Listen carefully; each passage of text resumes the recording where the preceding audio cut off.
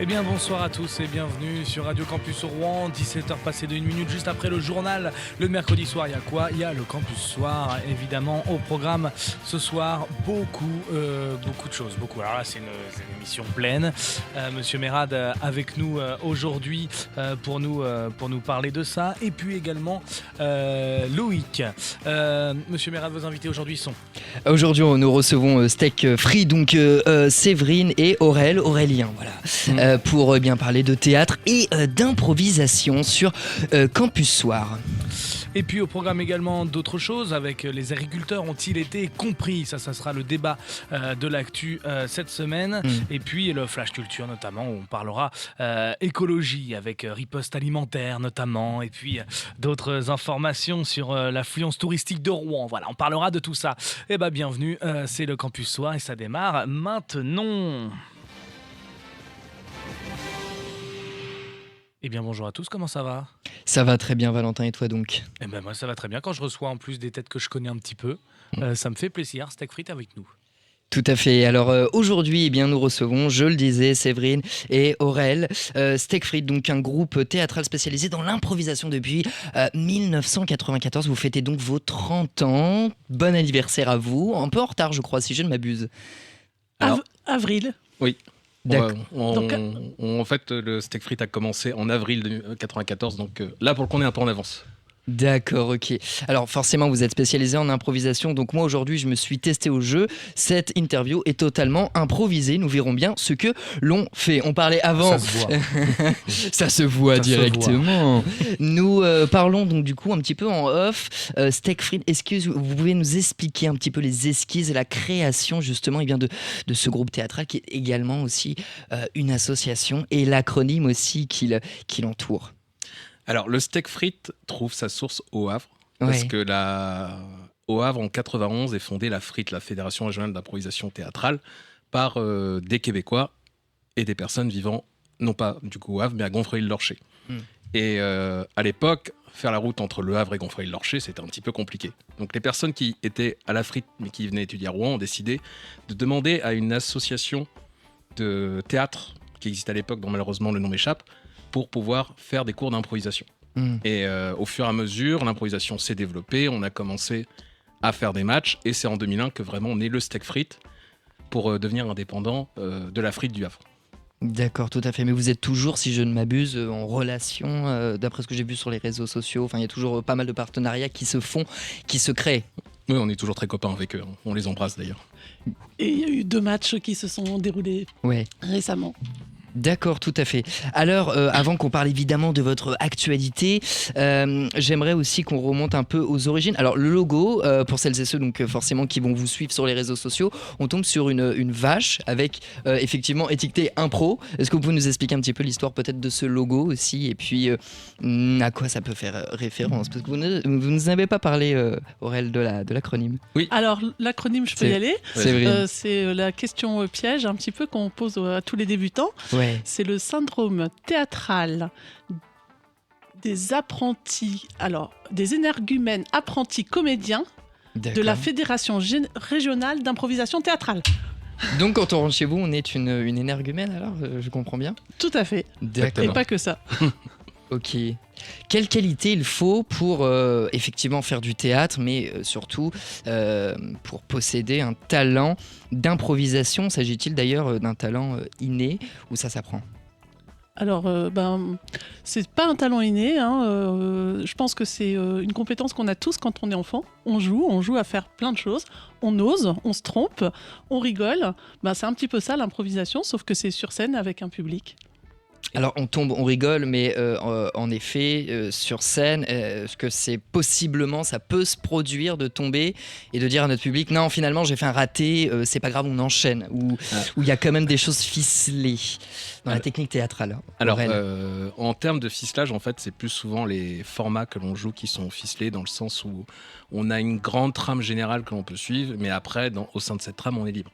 Mais quand on fait une erreur sur scène, on l'assume pleinement, comme par exemple des erreurs de prénom, ça peut arriver, et on en joue en fait pour dire au public, voilà, on n'est pas parfait, on s'est trompé. Et on l'intègre dans notre improvisation de telle manière à trouver une nouvelle source de jeu. En fait, une nouvelle source de joie que sur scène, de telle manière à ce qu'on ne se prenne pas la tête avec ça, en sortant de l'improvisation, en se disant « Ah ouais, mais tu t'es trompé sur mon prénom et tout ça ». Contrairement à une pièce de théâtre où tout est bien ficelé, tout est répété, et le dialogue, justement, est appris à l'avance, nous, on n'a pas cette possibilité. Et on va à l'inverse du théâtre, si on se trompe, c'est pas grave, en fait. Le tout, c'est de pas se tromper tout le temps et de faire preuve d'écoute. Et c'est ça, je pense, la première qualité des improvisateurs. C'est l'écoute qu'on a envers les autres et qu'on a envers nous-mêmes également. Et il faut aussi également, on l'imagine très bien, de la bienveillance, de la part non seulement des acteurs, mais aussi également du public. Oui, parce que à l'origine, en fait, de l'improvisation, certaines troupes dans les années 70-80 dans le monde anglophone, en fait, disaient à leur public carrément « Bah écoutez, aujourd'hui, on va vous présenter quelque chose qui est totalement improvisé, et si jamais ça vous a pas plu, on vous rembourse les billets. » Ok. Et en général, personne ne demandait le remboursement des billets parce que justement, ils savaient que c'était improvisé, et donc ils venaient à la fois pour le divertissement, mais en même temps pour la performance justement des personnes qui étaient sur scène. Et la bienveillance, c'est une des valeurs fortes du steak frites. Aussi dans les entraînements qu'on a, on est toujours en bienveillance vis-à-vis des autres. On a l'écoute, on a beaucoup de tolérance, et c'est ce qui permet aussi de se souder, de bien s'écouter visuellement, mais aussi auditivement, et aussi dans les émotions, dans le jeu, dans se trouver, dans se rattraper. En fait, l'échec, c'est une part de l'impro. C'est comme tout n'est pas écrit et comme on est le propre metteur en scène sur un instant de ce qu'on va jouer, avec d'autres, et on ne sait pas ce qui se passe dans leur tête. Déjà, c'est compliqué dans notre tête de savoir ce qui se passe, donc des fois dans leur tête, on ne peut pas le savoir. Donc il faut vraiment s'écouter, être bienveillant, tolérant, et dans l'instant présent. Finalement, quand je vous écoute, j'ai l'impression qu'il existe une dimension un peu moins fermée finalement que dans le théâtre, où en effet, on doit apprendre aussi le texte de l'autre. Alors forcément, une pièce de Molière, admettons, finalement, quelqu'un doit apprendre le texte de l'autre, etc., pour pouvoir rebondir. Mais finalement, là, il faut... C'est une qualité qui est indispensable, forcément être à l'écoute, au regard alerte. Ça, c'est une qualité qui s'apprend, qui est innée finalement. Alors, c'est un peu inné plus ou moins, mais on l'apprend tout au long de sa vie, on l'apprend dans sa vie privée. Ouais. Et l'impro force l'écoute, et on s'aperçoit, moi je me suis aperçue en faisant de l'impro que je ne savais pas si bien écouter que ça avant. Oui, donc on en apprend également sur soi-même. Oui, Aurel. c'est l'improvisation. Nous, on la pratique pas comme une thérapie. Certaines personnes voient ça un peu comme une thérapie pour vaincre sa timidité et tout ça, pour apprendre plus à se connaître soi-même. Nous, on le fait pas comme ça, on le fait vraiment dans un but artistique, mais ça permet quand même de se connaître parce qu'effectivement, il y a tout ce qui est l'écoute de l'autre, il y a tout ce qui est pouvoir se mouvoir avec son corps. C'est-à-dire que globalement, dans les métiers, tout ce qui est comédien et improvisateur, on doit apprendre à jouer avec notre corps. C'est notre premier outil sur scène avec la voix. Et ça nous permet de travailler sur ça. Et ça permet également de travailler notre imagination, notre culture. L'improvisation, c'est un travail qui est assez complet. Et c'est un travail qu'on, à mon sens, on ne devrait pas opposer au théâtre, mais qui vient de manière complémentaire au théâtre. Parce que le théâtre, il y a toute la partie mise en scène, la partie jouée, la partie déclamée. Et l'improvisation, en fait, apporte une fraîcheur qui, par exemple, pour les comédiens qui ne sont pas improvisateurs, leur permet de jouer chaque soir comme si c'était la première fois qu'ils jouaient en fait leur chose. Et c'est pour ça que les comédiens travaillent l'improvisation, c'est pas juste... La lassitude ne peut pas exister finalement. C'est ça. Il n'y a aucune routine, aucun spectacle qui se ressemble, on s'amuse, on rit tout le temps. Dans les entraînements, c'est vraiment très joyeux. Bon, on a aussi des zones émotions, hein. C'est un travail vraiment complet, comme disait Aurel. Et il y en a un certain nombre des membres du Steak Frites qui sont passés par le théâtre avant. Et qui aiment bien, ou qui font les deux, et qui aiment bien le côté aussi un peu adrénaline de l'impro. Oui, tout à fait. Vous parliez justement du rire dans une période aussi mouvementée dans laquelle nous sommes et nous nous trouvons. Effectivement, comment fait-on pour justement déclencher le rire, surtout en improvisation? Vous n'allez pas quand même nous faire croire que bon, il y a des techniques quand même qui sont imaginées a posteriori. On doit l'imaginer forcément. En fait, le comique dans l'improvisation peut venir soit des faits comiques qu'on connaît déjà à l'avance, mais là on perd du coup un peu le côté spontané de l'improvisation. Ce qui va souvent faire rire le public, c'est soit comme je disais tout à l'heure, les erreurs qui peuvent être faites sur scène et qui sont exploitées, ou bien le fait de se surprendre soi-même à des fois juste faire des choses qui fonctionnent avec le public et Simplement, le public rigole simplement au fait qu'on ouvre une porte. Alors, ça paraît débile, mais c'est déjà arrivé beaucoup de fois en spectacle. D'accord. Et en fait, on continue à jouer avec ça, avec le fait, par exemple, qu'il y a une porte qui grince, qui se trouve sur le côté de la scène, et dès que quelqu'un rentre, en fait, fait grincer la porte de plus en plus fort. Et juste ça, des fois, ça peut provoquer justement l'hilarité du public. Et l'écoute, on la doit aussi au public, c'est-à-dire quand le public s'amuse, amusons-nous avec le public. Et c'est surtout ça qui va faire l'humour en improvisation, au-delà des personnes qui savent produire des punchlines de manière assez efficace. C'est toute cette écoute qui va faire qu'on va être drôle tous ensemble. Oui. Et le public participe, en fait, il est complice. Vous ne faites qu'un avec votre public. Il nous envoie des thèmes, il nous envoie Ouais. des contraintes. Des fois, ce qui est drôle, c'est simplement de voir la réaction de l'improvisateur dans la catégorie ou dans le thème qu'on lui donne, qui lui, voilà, on y va, tant pis. C'est pas toujours ce qu'on préfère ou ce où on sent Alors à quels sont les l'aise. thèmes que vous pouvez, qui peuvent exister? Alors justement, expliquez-nous un petit peu plus en détail.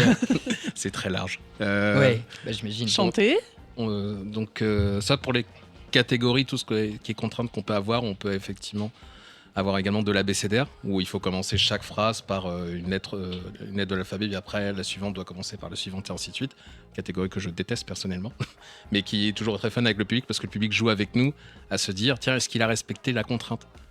Et quand on ne respecte pas la contrainte, le public est le premier juge à nous dire, ah non, monsieur l'arbitre, il a pas Sinon, respecté. c'est la mise en scène de l'échec presque à ce stade. C'est ça. Et du coup, ce genre de catégorie nous apprend également, encore une fois, Ouais. à se tromper, puis c'est pas grave. Il y a des catégories à la manière d'eux, où on reprend des genres, comme par exemple des films d'action, des films d'aventure, ou des choses un peu plus précises comme Tarantino, comme Molière et tout ça. Mhm. il y a la nuit Ménaré, où un improvisateur raconte une histoire, ne regarde pas ce qui se passe derrière lui. Et les autres improvisateurs vont faire que en mime, ne peuvent s'exprimer qu'en mime. C'est assez drôle. Il y a énormément de catégories, on les voit en entraînement. On fait pas mal d'exercices en Ouais. entraînement et on voit les catégories. Mais rien n'est préparé à l'avance. Ce qu'on apprend, c'est des techniques. C'est pas on va faire ci, on va faire ça, sinon ça aurait aucun intérêt. Et ce serait pas de l'impro. Alors justement, dans vos actualités, on va un peu parler évidemment des actualités. Si je ne m'abuse, demain, vous êtes aux 3 pièces. Séverine, du coup, je m'adresse à vous, parce qu'on en discutait un peu en parallèle avant l'ouverture de l'émission. Que va-t-il se passer demain aux 3 pièces?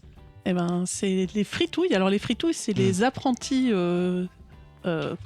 improvisateurs du steak frites. D'accord. La dernière fournée, toute fraîche, qui va se lancer pour la première fois sur scène aux 3 pièces, au bar Les 3 pièces, près de l'hôtel de ville. Très bien. Et donc dans les actualités après prochainement à venir, parce qu'il faut le dire, je le disais en préambule de cette émission, mais c'est vos 30 ans, alors forcément on imagine que il ne s'agit pas d'une année comme une autre.